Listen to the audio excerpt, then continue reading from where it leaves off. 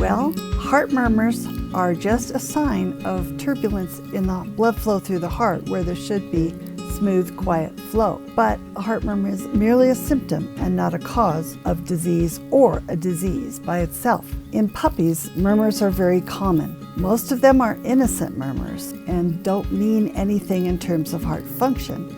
Most puppies will outgrow them. In giant breed dogs in particular, though, heart murmurs can be an early sign of heart disease. If there is backward flow through one of the valves, that causes the turbulence that your veterinarian can hear through the stethoscope. That can be an early warning sign of more serious disease. The best way to know what's going on in your dog's heart, whether it's something you need to worry about or that needs treatment, or whether it's just a minor little something that your dog isn't going to have any problems with, is through echocardiography. An echo is a form of ultrasound and it looks at the heart in real time. It can detect turbulence within the heart and discover where it's coming from, as well as whether it's something to be worried about or not. So when in doubt, echocardiography is your best bet.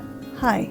I'm Dr. Jean Hovey, a licensed veterinarian with HolisticActions.com. Thanks, I hope this helps. Take care.